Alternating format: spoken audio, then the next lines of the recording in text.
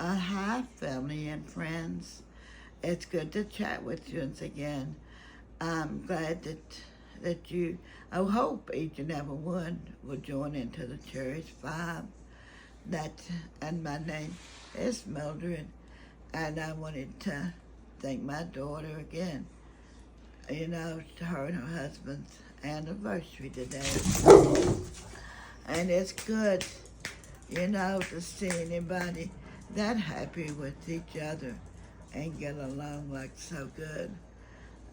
Me and my husband, we had 50 years, and it would have been, well, this coming August, it would have been 52 years.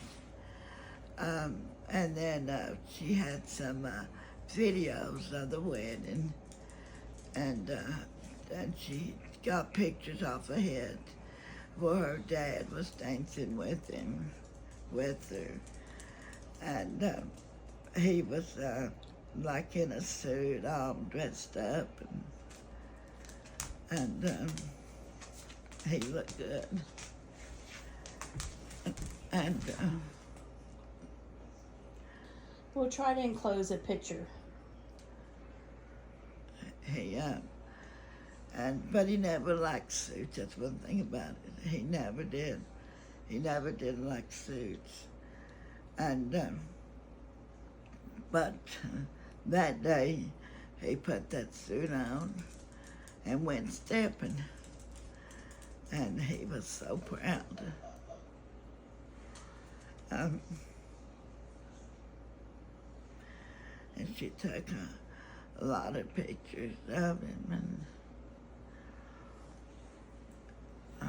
And that was one of my dad's wishes, to be able to walk me down the aisle and to let the Lord let him see him and Mommy celebrate their 50th wedding anniversary. And Daddy got to see both of those. The Lord granted Daddy both of those wishes.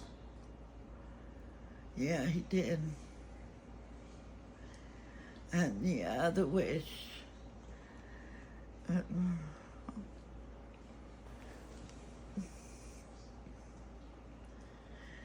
he wanted to see Elijah graduate.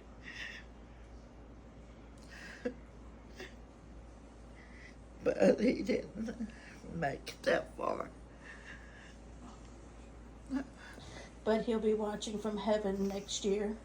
I know Daddy will be looking down next year when Elijah graduates. Yeah. And I know he's better off. A lot better off. He suffered so much. To give you guys a little bit of background about my dad, we're from the country. We're country folks.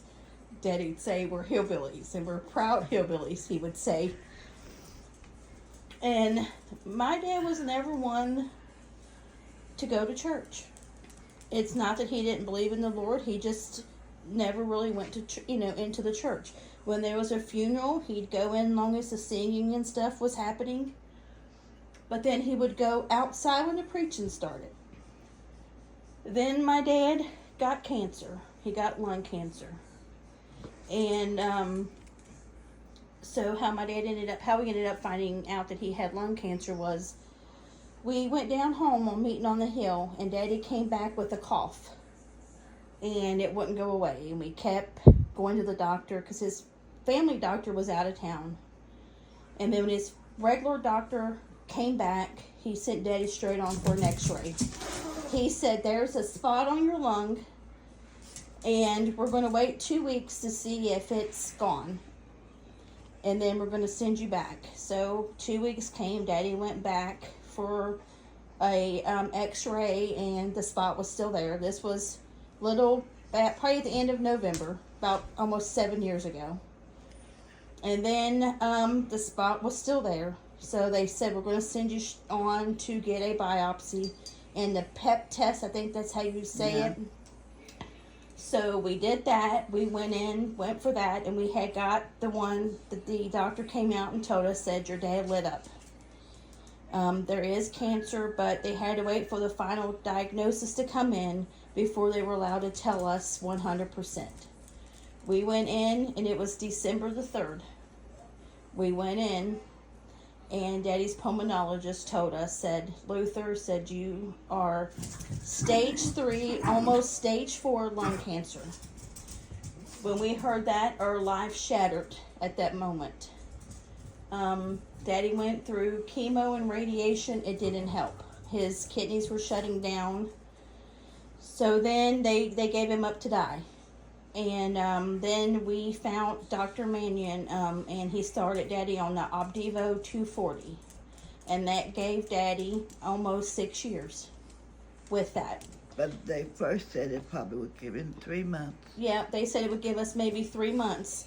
But, God had a different plan, because the doctors can tell you you have this much time, but only Lord knows when it's your time. And he gave us, almost 6 years with Daddy. Daddy was a fighter.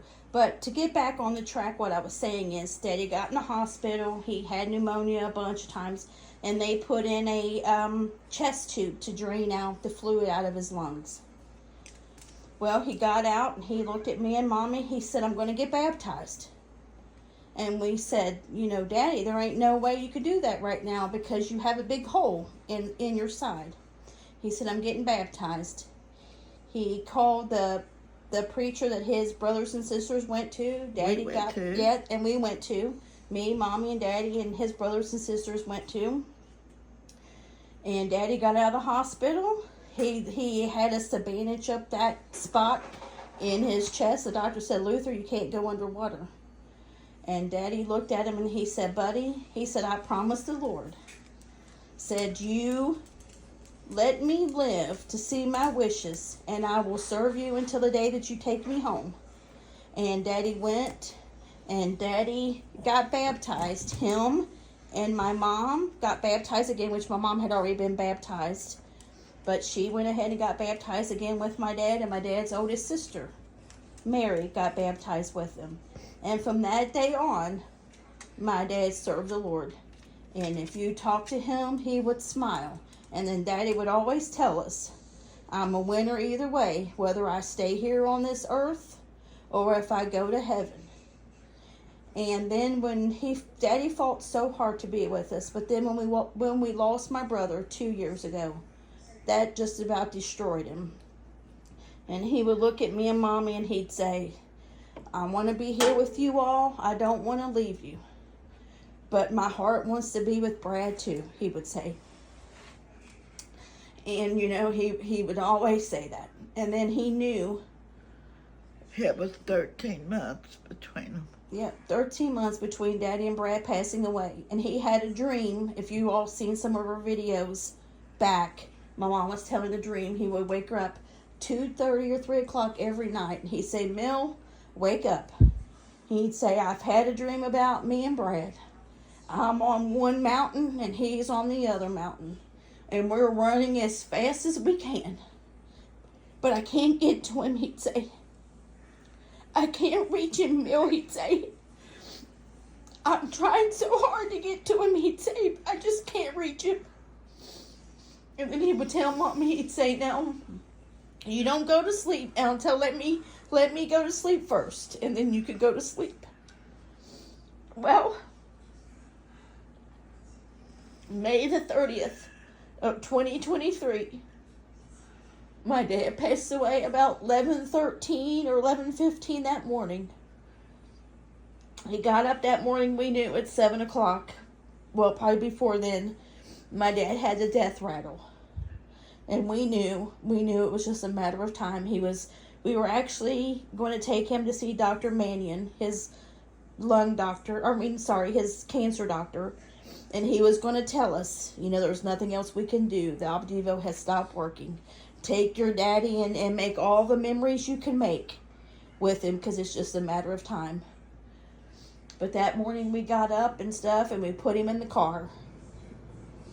And Daddy had a scared look on his face, and I think he knew he was dying, but he just couldn't vocalize what he was feeling.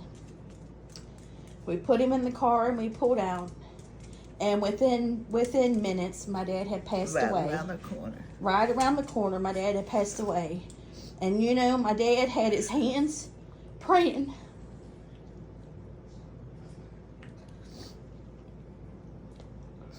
And he had a smile on his face. And when the ambulance people got there, you know, there was police, there was ambulances, everybody was there.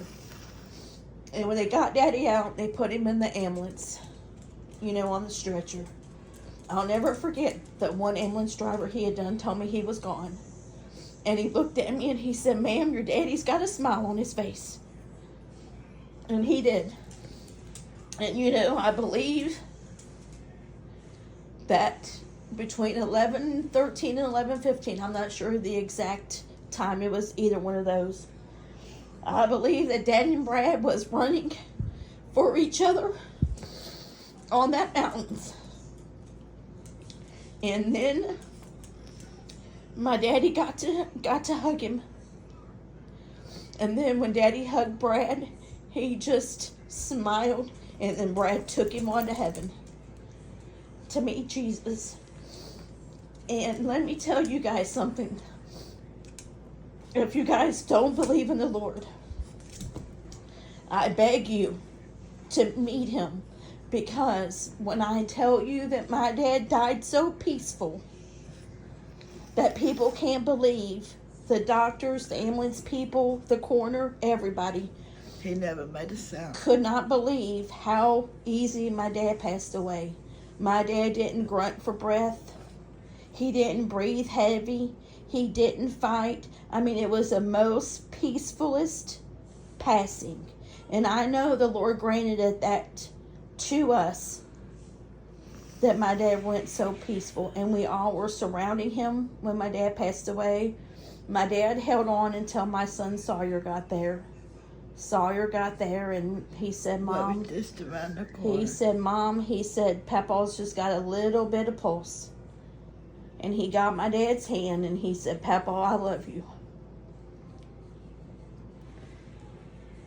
And he kissed Daddy on the cheek. And then again, he told my dad, he said, "Papa, I love you." And he squeezed Sawyer's hand, and then and then he was gone. And he still had the smile at the funeral. Yep, and then when we had his funeral, he still had the smile on his face. And everybody said, "I can't believe your dad's got that smile on his face." And then the preachers and stuff said, "You know, your dad had that smile because he seen Brad." Because he said he knew that Brad was coming to take him to see Jesus. And he did. And I know now we have special guardian angels with Daddy and Brad. And then also, not even 24 hours after my dad passed away, Daddy passed away during the night. we lost my mom's oldest sister within the 24 hours of losing my dad. And I know they're all having a good time up there. But I am telling you right now that the Lord will answer prayers, and he will answer your wishes. He is good to us children. And he granted my dad them wishes, and I know Daddy fought so hard too to be here for Elijah's graduation. But you know, he just couldn't fight no more. It was time for him to go on. The Lord needed him up there with him. But if I could say anything to you guys out there today, get to know the Lord. Let him into your heart. Because I'm telling you, when the worst times of your life, when you lose a family member, you have that comfort to know that you're going to meet them one day. And I look back today on my memories of our wedding and us father-daughter dance. And I can tell you that whole story. He was laughing, and then he would cry, and then he would pat me, and he would hug me. And those are precious memories that we can look down on. But I know one day, when it's our time to go home, that Daddy and Brad is going to be there waiting on us. Mommy, what else do you want to say? Well, I'm sure it's many of you too have lost a lot of family members, and probably some your own kids.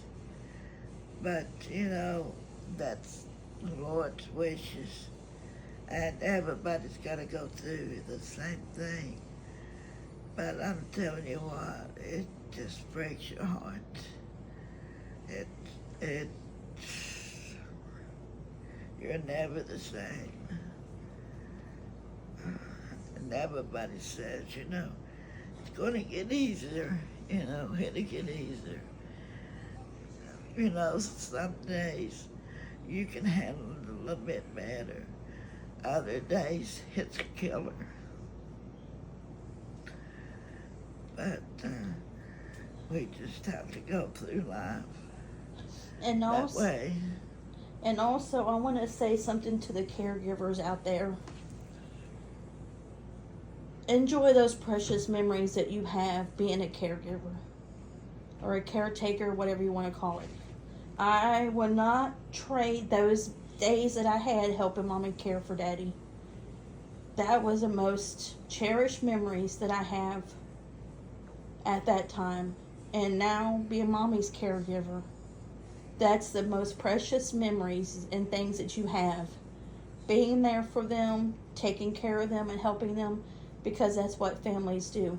But caregivers, just know that I'm here if you ever want to reach out, and if you feel like you're overwhelmed, and if you feel like you're giving up, or you just feel like you're drowning, drop a comment and I'll pray with you. But just know you are making precious memories that you'll look back on and you will hold for a lifetime. Mommy. Well, family and friends, it was good to talk with you once again this evening. And please say a prayer for all of these victims out here. I mean, we got some damage.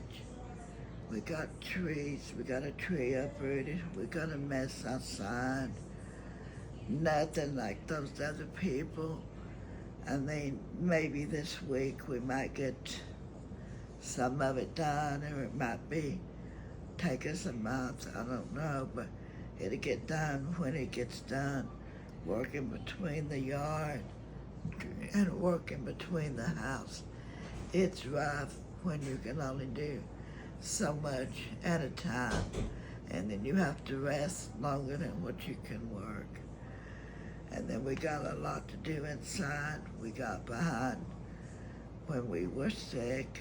We got a little done, but not a lot done. But it all come together. And I was sitting here earlier today, and I said, boy, wouldn't it be nice if we could just be one of them genies, just blink, and it would all be done. But that's just reality. That ain't real. But in time, everything it'll come together in time. But I'm just in families. It's just terrible to see all what's happened. And down home, where the family is buried, they've had a lot of rain, so it's probably done a lot more damage again to my husband's grave. And getting everything And Brad's grave. Yeah, Brad's. And getting up there to it, packing that stuff is a killer alone. We got to go back down, check on that again, try to do what we can do. It comes to a point sometimes you don't know what to do. You just don't know, and you don't know really how to fix it, because it's washed out a big trench in it, and then where the trench is, it just keeps washing it on out, and it's footstone. It's all a mess around it. I know we did what we can do, but it's probably as bad again, or maybe if not worse. So I really don't know what to do. I mean, how to repair it. And it's kind of like, well, really it's up on like a hill, and trying to get people, to help you with something. Well, they want an arm and a leg, as people call it. And then there's some would help you any way that they could possibly help you. But that's just the way it is. And we'll get it taken care of one way or the other. Well, family and friends, it was good to chat with you once again. But, some days it's just heartbreaking. And don't want to bring the aggravation into your home.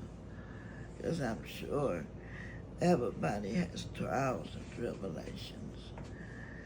But in losing someone, your life changes forever. But it might not affect everybody the same way. People they take things different ways. When you're with somebody, 24/7, you just don't forget about them in a short period of time. I don't think you ever would. Well, family and friends, I guess we kept you long enough. So we'll talk to you again tomorrow. She's going to try this recipe she wants to do to see how it does. And I wish you would join her channel. Lisa, go ahead. Our Cherished Five. If you would subscribe, comment, and join our channel. Not only just our channel, come and join our family. And know that we're here. If you need prayer, put it in the comments. We will pray with you. And we're always here. So God bless each and every one of you all from the Cherished Five. From our Cherished Five. Bye.